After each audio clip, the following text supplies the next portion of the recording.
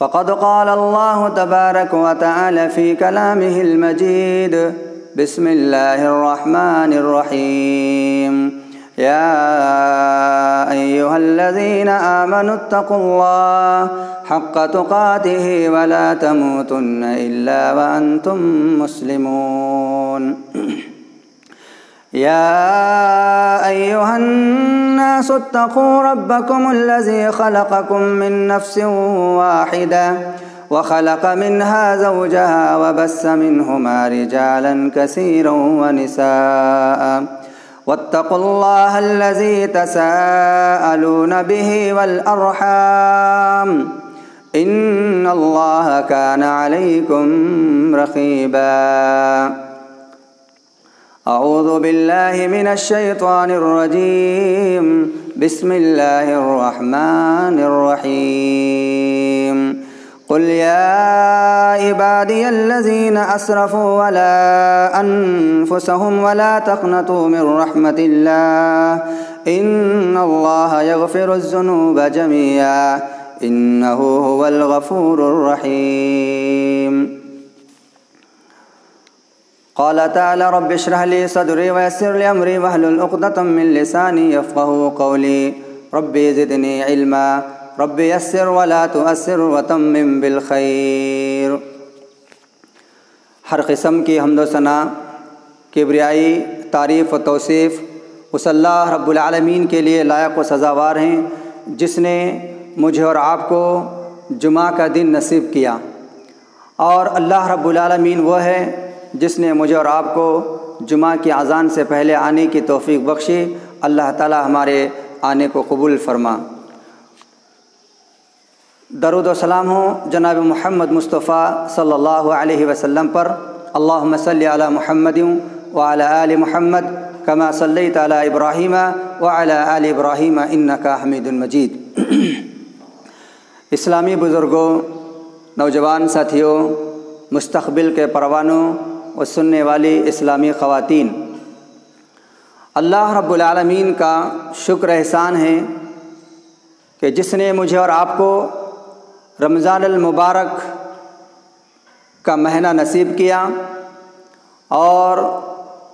اس مہینے کی 24 روزے رکھنے کا اللہ رب العالمین نے ہمیں توفیق بخشی.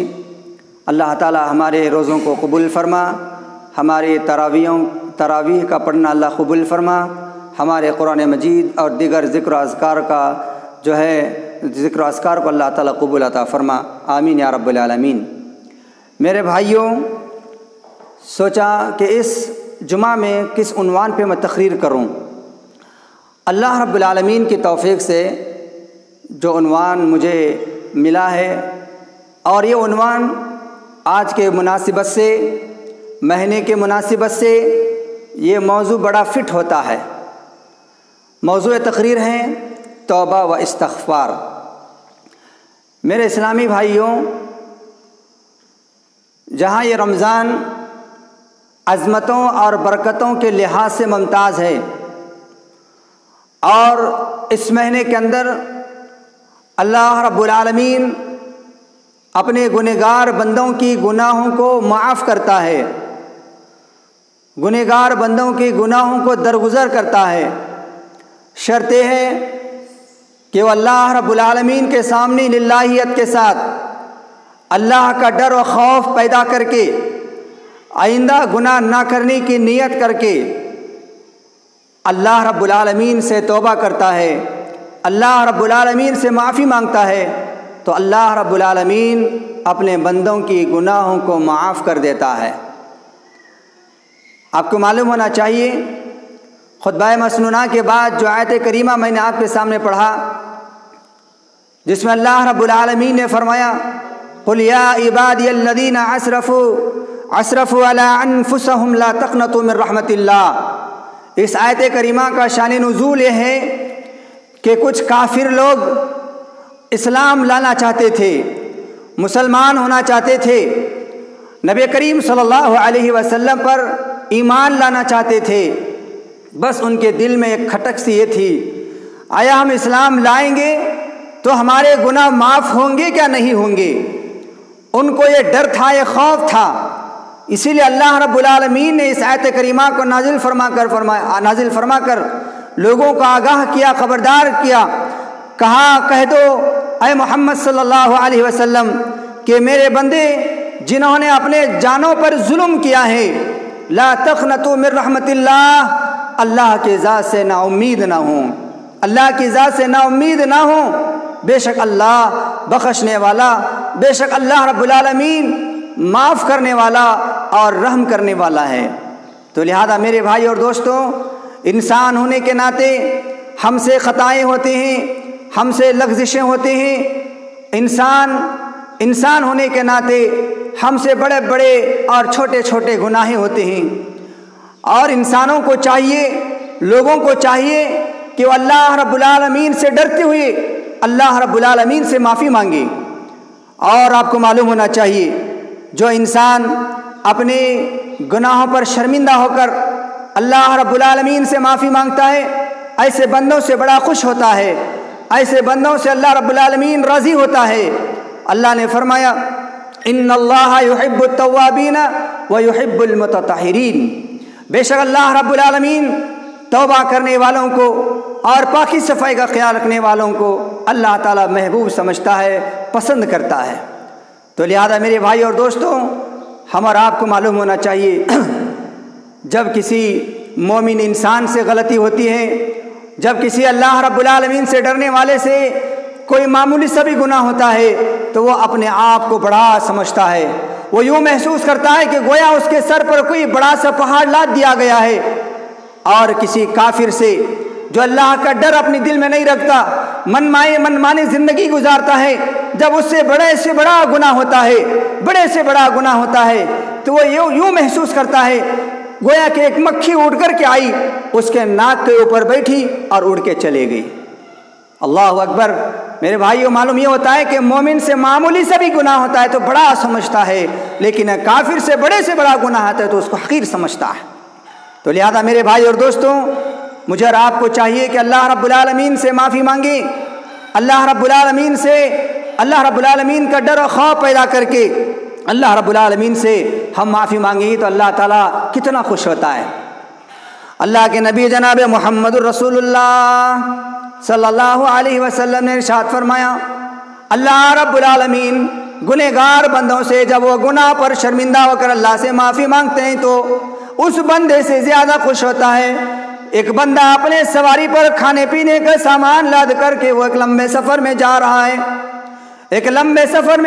ہے، اور جاتے جاتے راستے میں تھک کر کے وہ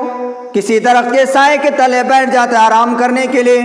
جیسے ہی وہ بیٹھا، اس کی آنکھ لگ گئی، وہ نیند آ گئی، وہ سو گیا،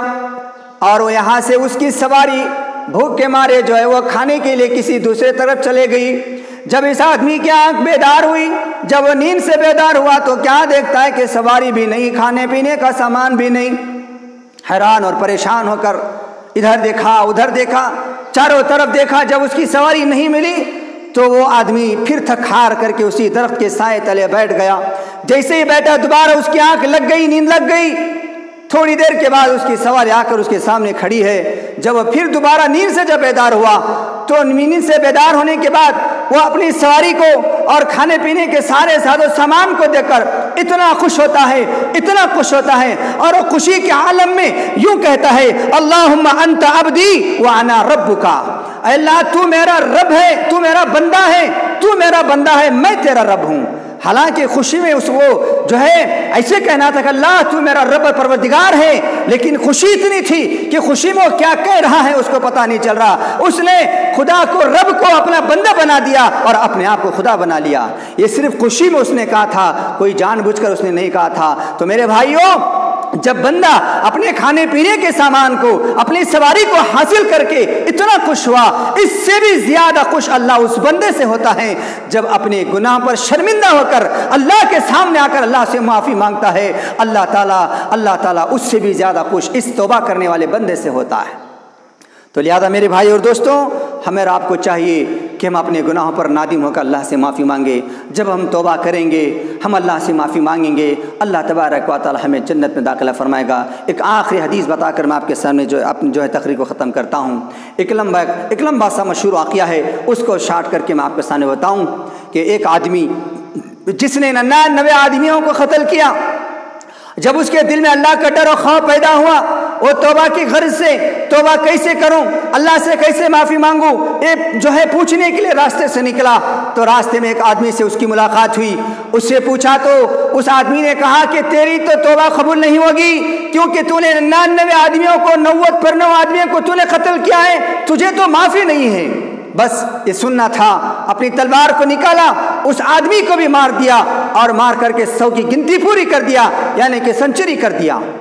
اور اس کے بعد پھر آگے جب نکلا، ایک عالم صاحب سے اس کی ملاقات ہوئی اور اس سے پوچھا کہ میں توبہ کرنا چاہتا ہوں، میں اللہ سے معافی مانگنا چاہتا ہوں، میں نے 100 آدمیوں کو قتل کر دیا ہے، بتاؤ طریقہ کیا ہے۔ اور تو اس جو جاننے والے آدمی نے کہا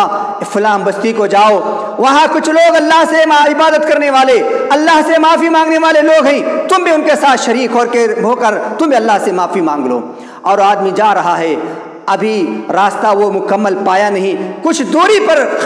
بستی کے بہت قریب پہنچنے والا ہے، اس کی موت ہو جاتی ہے۔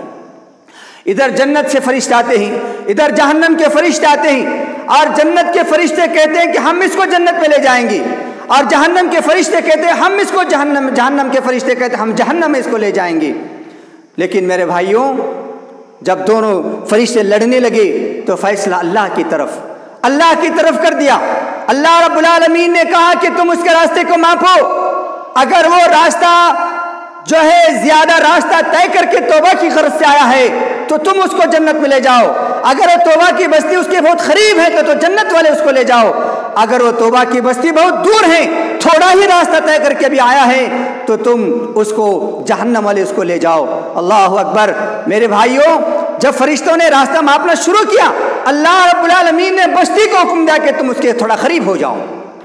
بستی تھوڑا اس کے قریب ہو گئی، کیونکہ اللہ رب العالمین سے ڈر کر کے وہ نکلا تھا، اللہ سے معافی مانگنے کی غرض سے وہ جا رہا تھا، اللہ اس کے دل کے ارادے اور نیت کو جانتا تھا، تو اس لیے اللہ نے اس کی بستی کو قریب کیا، اور جیسے بستی قریب ہوئی، ماپنے والوں نے ناپا تو بستی قریب تھی، اس لیے جنت کے فرشتوں نے اس کو لے کر کے وہ جنت میں لے گئے۔ تو لہذا بھائیوں، بتانا مقصد یہ ہے کہ رمضان کا مہینہ ہے، آپ روزے کی حالت سے ہوں گے، آپ اس کے ساتھ ساتھ اللہ کی بہت زیادہ تسبیح تحلیل قرآن کی تلاوت کر رہے ہوں گا، آپ تمام اپنے نیک اعمال کا وسیلہ دے کر اللہ سے کہو کہ اے میرے پروردگار، یہ رمضان کا مہینہ ہے، اس رمضان کے مہینے میں ہم نے تیرے خاطر ہم نے روزہ رکھا ہے، اللہ تیرے خاطر ہم نے ذکر و اذکار کیا ہے، تیرے خاطر اللہ ہم نے نیندوں کو جاگا ہے، تیرے خاطر ہم نے قیام اللیل کیا ہے، میرے مولا ان نیک اعمال کے وسیلے سے میری ساری پریشانیوں کو دور کر دے، ہماری ساری تکلیف کو دور کر دے، ہماری ساری مصیبتوں کو دور کر دے، جو بلا، جو بیماری، جو کورونا وائرس کے نام سے جو بیماری پھیلی ہے، اللہ اس کو ختم کر دے۔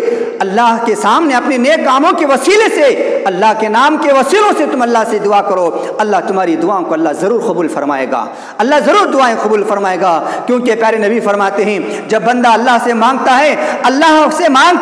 اللہ کو شرم آتی ہے کہ مانگنے والے کی جھولی کو خالی بھیجے، اس لیے اللہ سے اس ماہ رمضان میں اللہ سے خوب دعائیں کریں، اللہ سے اتنا دعائیں کریں، آپ کے جو بھی قرض مقروض ہیں سارے قرض ادا کرنے کی آپ دعا کریں، ہم میں سے کوئی بیمار ہے تو بیماری کی شفا بھی کی دعا کریں، کوئی پریشان ہے تو پریشانیوں کی دور ہونے کی دعا کریں، غرض جو بھی نیک خواہشات ہیں تمام نیک خواہشات کو تم اللہ کے سامنے رکھیں، انشاءاللہ العزیز اللہ ہماری ساری نیک خواہشات کو اللہ قبول فرمائے گا، اور آئندہ سال آنے تک ہمیں خوش و خرم رکھے گا، اور اللہ تعالی ہمیں ترقیوں پر ترقیاں دے گا۔ اللہ سے دعا کرتا ہوں مولا کریم، ہم نے جو کچھ لغزشیں، گناہ، پاپ کی، اللہ ہمارے سارے گناہوں کو اللہ تو معاف فرما دے، اللہ ہمارے روزوں کو قبول فرما، اللہ رب العالمین ہمارے قرآن مجید کا پڑھنا قبول فرما، اللہ ہمارے تراویحوں کا پڑھنا اللہ تعالیٰ قبول فرما، جو بھی چھوٹے موٹے ہم نے صدقہ و خیرات کیے ہیں اللہ اس کو تو بڑی سمجھ کر اللہ تو قبول فرما لے، اللہ رب العالمین جس طرح ہم نے رمضان میں تیرے گھروں کو آباد کیا ہے، اللہ رمضان کے بعد بھی تیرے گھروں کو ہمیں آباد کرنے کا اللہ توفیق عطا فرما، اللہ ہم تمام کی نیک خواہشات کو اللہ دور نیک خواہشات کو قبول فرما، اور جو بھی اخراجات ہیں مقروض ہیں اللہ تعالیٰ ہمارے قرضوں کو ادا کرنے کے اللہ تعالیٰ ہمیں طاقت و قوت عطا فرما، آمین، وآخر دعوانا الحمدللہ رب العالمین۔